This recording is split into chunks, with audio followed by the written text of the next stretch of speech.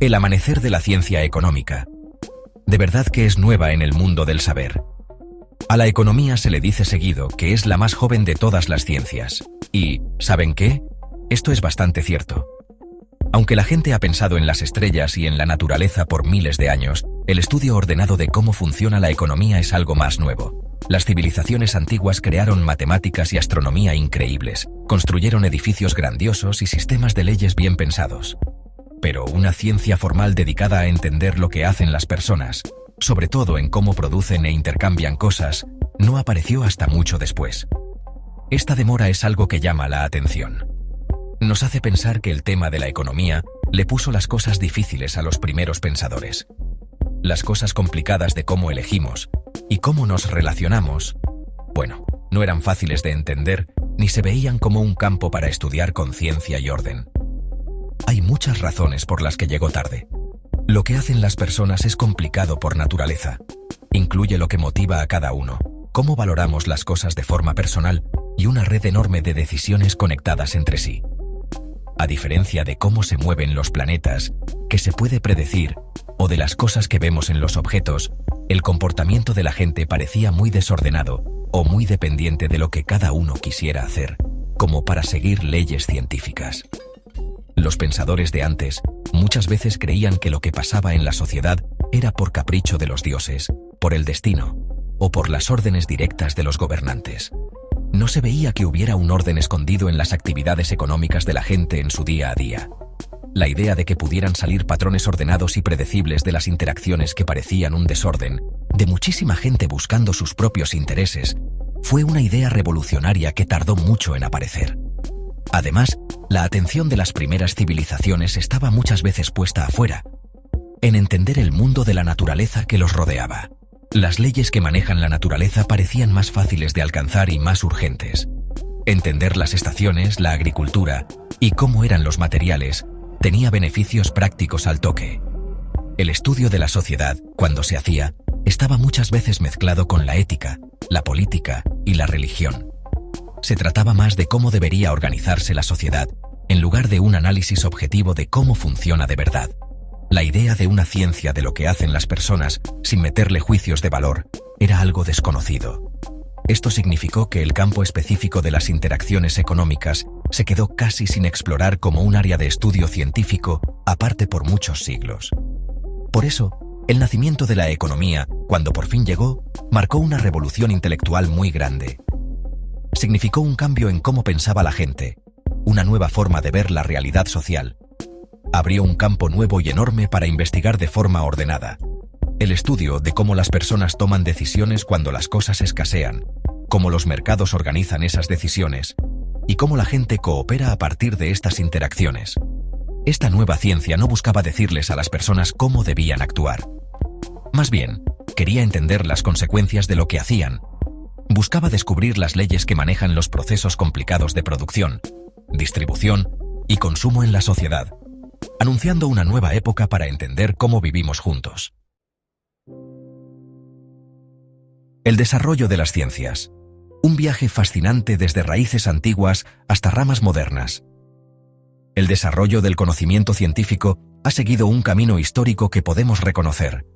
Muchas veces, las nuevas ciencias han nacido separándose de otras más antiguas y que abarcaban más cosas. En la antigüedad, la filosofía era como la mamá de todas las ciencias. Incluía preguntas sobre la lógica, o sea, cómo pensar bien, la ética, que es lo bueno y lo malo, la metafísica, que son las preguntas más profundas sobre qué es real, la política, y cómo es el mundo que nos rodea. Al principio, los pensadores no hacían grandes diferencias entre estas formas de estudiar. Ellos querían entenderlo todo sobre la realidad y cómo vivimos los humanos. Esta forma de ver todo junto era un primer paso necesario, pero a medida que se sabía más y más, fue posible y también necesario que cada uno se enfocara en algo chiquito para poder avanzar y entender mejor cosas específicas. Podemos ver cómo pasó esto de separarse claramente en la historia de las ciencias naturales, o sea, las que estudian la naturaleza. Por ejemplo, la física, que estudia de qué están hechas las cosas y la energía, poco a poco se separó de ese grupo más grande que era la filosofía natural. Algo parecido pasó con la biología. la ciencia que estudia a los seres vivos, que salió de la historia natural y de la medicina. Esta separación no fue porque sí, no fue al azar. Pasó porque los estudiosos encontraron grupos de cosas que pasaban siempre de la misma manera y que se podían estudiar con métodos especiales para ellas. Por ejemplo, inventar la forma de hacer experimentos fue súper importante para que la física y la química avanzaran. Cada nueva ciencia encontró su propio campito, enfocándose en partes especiales de la realidad y creando sus propias herramientas para investigarlas. Esto de especializarse pasó gracias a que se descubrieron reglas o leyes claras que se podían ver en temas específicos. Cuando los científicos se dieron cuenta de que algunas cosas siempre pasaban de una forma que se podía predecir, entonces pudieron crear teorías y ponerlas a prueba. Por ejemplo, las leyes del movimiento y de la gravedad fueron la base para la mecánica clásica, que es una parte de la física. Descubrir las células y cómo se pasan las características de padres a hijos hizo lo mismo para la biología. Estos grandes descubrimientos permitieron estudiar estas partes específicas con más atención y con más cuidado. Esas preguntas filosóficas antiguas que querían abarcarlo todo, dejaron paso a ciencias más especializadas, cada una con su propio tema y su forma de estudiar. Y esto hizo que supiéramos muchísimo más. Fue como una explosión de conocimiento. La economía siguió este mismo camino de cómo evolucionan las ciencias. Nació como una ciencia aparte cuando los pensadores empezaron a mirar con atención y a analizar las cosas que la gente hacía con el dinero y los recursos, y que se repetían. Por muchísimos años, cuando se hablaba de la riqueza, del comercio y de los precios, se hacía dentro de la filosofía moral, o en libros de política, o en guías para manejar la casa. Pero cuando se dieron cuenta de que las cosas del mercado, como la forma en que se ponen los precios, o cómo se usan los recursos, seguían unas reglas que se podían predecir, y que eran diferentes a lo que decía la moral o las leyes del gobierno. Eso abrió el camino para que la economía fuera una ciencia aparte. Y así fue como se empezó a usar la forma de pensar de la ciencia en un campo nuevo. El mundo complicado de cómo nos relacionamos las personas en la sociedad y con la economía. Primeras búsquedas, así es. Los filósofos y el misterio del destino humano. Desde los inicios de la historia que conocemos, los filósofos y pensadores se han enfrentado a preguntas muy importantes sobre el destino de las personas y cómo organizar mejor la sociedad. Filósofos de la antigua Grecia como Platón y Aristóteles, y también sabios romanos y de la Edad Media, pensaron mucho sobre estos temas. Sus investigaciones muchas veces buscaban decir cómo deberían ser las cosas. Ellos querían definir qué es una buena vida, un estado justo y las reglas que deberían guiar cómo nos portamos y cómo nos organizamos en la sociedad. Les preocupaba mucho la virtud, la justicia y el propósito final de nuestra vida. Su objetivo no era solo contar cómo era la sociedad, sino decir cómo debería organizarse para que todos estuvieran bien y progresaran. Los métodos que usaban estos primeros pensadores se basaban sobre todo en la razón, en sacar conclusiones lógicas y en observar lo que había pasado en la historia en general. También, muchas veces, usaban ideas como las leyes de la naturaleza o la voluntad de Dios para apoyar sus ideas sobre cómo debía ser la sociedad. Por ejemplo, Aristóteles analizó diferentes formas de gobierno y habló sobre lo que era correcto o incorrecto en el comercio y la propiedad. En la Edad Media, los teólogos, que eran estudiosos de la religión, mezclaron estas ideas antiguas con lo que decía la religión, pensando en si estaba bien o mal hacer cosas como prestar dinero cobrando intereses. Estos filósofos nos dieron ideas muy valiosas sobre cómo somos las personas y los problemas de la sociedad. Ellos prepararon el camino para lo que se pensaría después sobre la sociedad, destacando que es importante usar la razón e investigar de forma ordenada los asuntos de las personas. Estas primeras investigaciones filosóficas se preocupaban mucho por si las acciones de las personas y la forma de organizar la sociedad eran correctas o no. Hacían preguntas muy importantes. ¿Cómo se reparten las cosas de manera justa? ¿Qué deben hacer los ciudadanos y los gobernantes? ¿Cómo puede la sociedad ayudar a que la gente se porte bien? Sus respuestas muchas veces incluían recomendaciones detalladas para las leyes, la educación y cómo organizar las instituciones de la sociedad. Ellos creían que se podía diseñar y crear una sociedad bien ordenada si la gente entendía y seguía las reglas correctas. Esta búsqueda de una sociedad ideal fue un tema muy importante en el pensamiento antes de que existiera la economía como la conocemos, y afectó las leyes y la política por muchos siglos. Pero, aunque se esforzaron mucho pensando, estos primeros filósofos no entendían muy bien cómo funcionaban las cosas por dentro que hacen que la gente colabore y que la economía se mueva. Les faltaba una teoría clara sobre cómo actúan las personas, especialmente sobre cómo las decisiones de cada uno se juntan y crean resultados complicados en la sociedad. Aunque podían describir algunas cosas que pasaban en la economía, no tenían las herramientas para analizar bien por qué pasaban las cosas en la producción, el intercambio y cómo se formaban los precios. Como se enfocaban mucho en decir cómo deberían ser las cosas, a veces no veían cómo muchas cosas en la vida social, sobre todo en la economía, surgen solas, de forma espontánea. Este vacío lo llenaría más tarde el desarrollo de la ciencia económica. Dejando atrás las ideas fijas, exploremos los límites de las primeras explicaciones sobre la sociedad. Los primeros intentos por entender cómo cambiaban las sociedades y qué les esperaba a las personas, muchas veces chocaban con ideas religiosas o con la idea de ver a la sociedad como si fuera una sola cosa gigante. Las explicaciones religiosas decían que los eventos sociales importantes y los resultados económicos eran más que nada cosa de una intervención divina, de un destino misterioso que no se podía entender o de la voluntad de seres sobrenaturales. Y aunque estas creencias daban consuelo o un sentido a las cosas, en el fondo no dejaban mucho espacio para investigar científicamente. Si los cambios en la sociedad eran solo resultado de planes divinos, pues quedaba poco espacio para descubrir leyes que se pudieran entender, leyes propias de cómo las personas se relacionan. Esta forma de pensar desanimaba la búsqueda de causas y efectos aquí, entre nosotros los humanos, porque se creía que la razón última de todo estaba más allá de lo que podíamos entender o manejar. Por otro lado, las ideas que veían todo como un conjunto consideraban a la sociedad como si fuera un ser vivo, un gran grupo con sus propias metas, su propia conciencia y su propio destino, algo separado y superior a las personas que la formaban. Desde este punto de vista, muchas veces se hablaba de la sociedad como si fuera una persona, diciendo cosas como «la sociedad necesita» o «la sociedad quiere».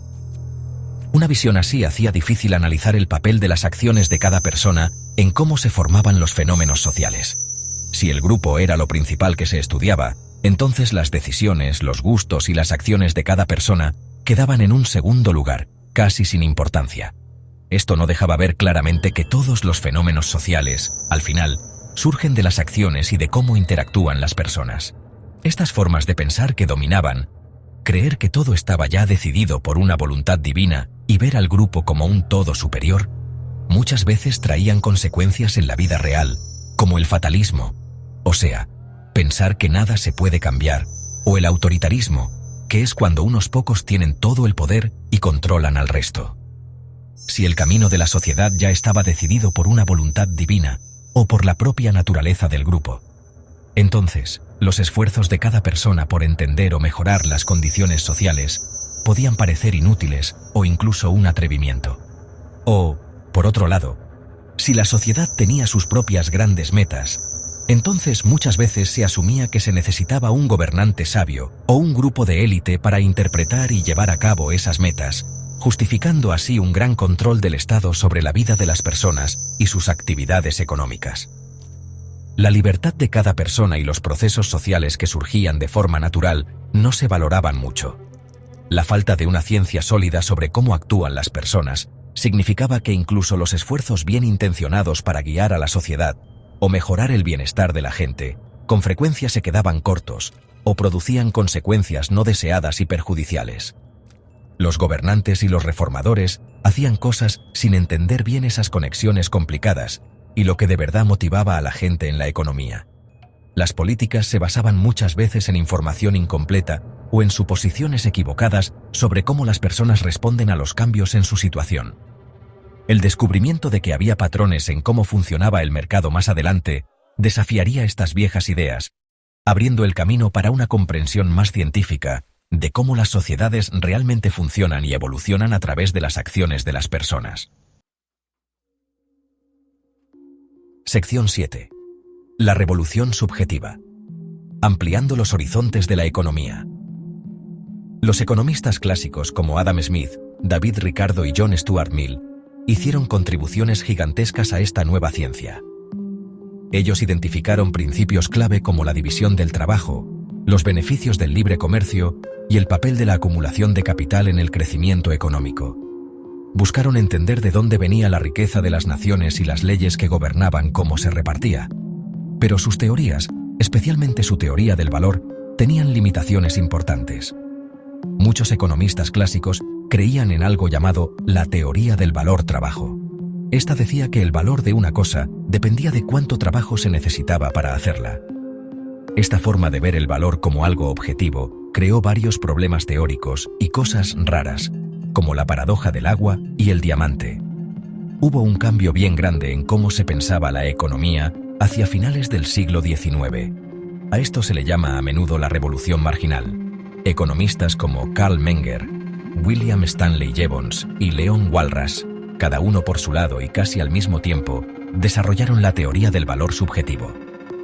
Esta nueva forma de pensar decía que el valor de una cosa no está en la cosa misma, ni tampoco lo determina el trabajo que se usó para hacerla. Más bien, el valor es subjetivo, o sea, nace de la importancia que cada persona le da a una cosa para satisfacer sus deseos. El valor está en la mente de las personas que actúan, según lo que a ellas les gusta y la utilidad que esperan sacarle a esa cosa. Esta teoría del valor subjetivo, especialmente porque le daba mucha importancia a la utilidad marginal, o sea, la utilidad de la última cosita de algo que consumes o consigues, revolucionó la economía. Resolvió esas cosas raras que complicaban la teoría clásica y dio una base mucho más clara y que servía para todo, para entender los fenómenos económicos. Explicó por qué las personas toman las decisiones que toman, cómo se forman los precios, cuando los compradores y vendedores valoran las cosas a su manera, y cómo se reparten los recursos en una economía de mercado. La atención ya no estaba en los grupos grandes y los costos objetivos, sino en las acciones con propósito y las opiniones personales de cada ser humano. Y algo muy importante, esta forma de ver las cosas de manera subjetiva amplió muchísimo lo que estudiaba la ciencia económica. La economía ya no se limitaba solo a estudiar la riqueza material, el comercio o lo que hacían los hombres de negocios. Se convirtió en una ciencia general de cómo las personas eligen, y se podía aplicar a todas las situaciones donde la gente usa cosas que son escasas para lograr lo que quiere. Cualquier acción que signifique elegir entre opciones, repartir recursos limitados, como el tiempo y la energía, y esforzarse por estar mejor, entra en lo que analiza la economía. Así, la economía moderna, basada en la teoría del valor subjetivo, se transformó en una teoría completa de la acción humana, que analiza todo comportamiento con un propósito. Sección 9. La economía dentro de la praxeología, entendiendo el comportamiento con propósito. La economía, que es como la parte más desarrollada de la praxeología, estudia la acción humana, o sea, lo que hacemos, especialmente cuando intercambiamos cosas con otros y usamos dinero para calcular. Investiga cómo las personas, motivadas por lo que cada uno valora y sabiendo que no hay de todo para todos, o sea, que las cosas son escasas, se ponen a producir, consumir e intercambiar cosas. Mientras que la praxeología nos da la teoría general de cómo actuamos, la economía usa esas ideas generales para los problemas específicos que surgen porque casi todo es escaso y porque si cooperamos en los mercados y dividimos el trabajo, producimos mucho más y vivimos mejor. Usar dinero para intercambiar cosas nos permite hacer cálculos económicos. Esto es súper importante para usar bien los recursos que tenemos, sobre todo en una economía complicada como la de hoy. Las ideas profundas de la praxeología son como la base fuerte y que nadie puede negar para todas las teorías económicas que son válidas. Conceptos básicos de economía como la utilidad marginal, o sea, cuánto valoramos una cosita más de algo, la ley de los rendimientos decrecientes, que si añades mucho de algo, al final te da menos extra, el costo de oportunidad, lo que dejas de ganar por elegir una cosa en vez de otra, la preferencia por el tiempo, si queremos las cosas ahora o después, preferir las cosas ahora que en el futuro, y las leyes de la oferta y la demanda. Bueno, todo esto no son ideas inventadas así nomás. Más bien, se sacan con lógica de esa idea principal de que los humanos actuamos y de lo que eso significa. Por ejemplo, si actuamos, es porque tenemos gustos o preferimos unas cosas sobre otras. Como no hay de todo para todos, cuando elegimos algo, estamos dejando de lado otras cosas. Ese es el costo de oportunidad. Y como todo lo que hacemos toma tiempo, por eso tenemos una preferencia por el tiempo. Esta forma de ver las cosas con la praxeología hace que la economía sea bien diferente de otras maneras de estudiar que intentan copiar los métodos de las ciencias naturales, esos que hacen experimentos y miden todo. Aunque los datos del pasado y los análisis con números pueden servir para mostrar ejemplos de ideas económicas o para entender cosas que pasaron antes, o sea, la historia económica, no se pueden usar para probar si las verdades de la teoría económica que sacamos de la praxeología son ciertas o falsas. Esas verdades vienen de antes, de la lógica. Si intentamos hacer ciencia económica solo mirando números y cómo se relacionan, sin una buena base teórica de la praxeología, muchas veces llegamos a conclusiones equivocadas y a tomar malas decisiones o políticas. La praxeología dice que primero va la teoría, y después podemos entender bien los datos complicados de la historia.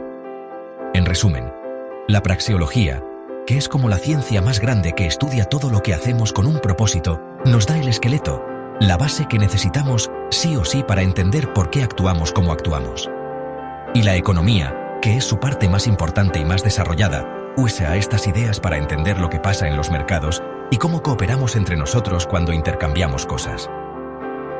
Juntas, la praxeología y la economía nos dan una forma fuerte, clara y lógica de analizar cómo funciona la sociedad, qué pasa con las decisiones que tomamos solos o en grupo y qué se necesita para que la gente progrese y sea libre. Entender esta base de la praxeología es clave para cachar bien de qué se trata de verdad la economía y por qué es tan importante en el mundo de hoy.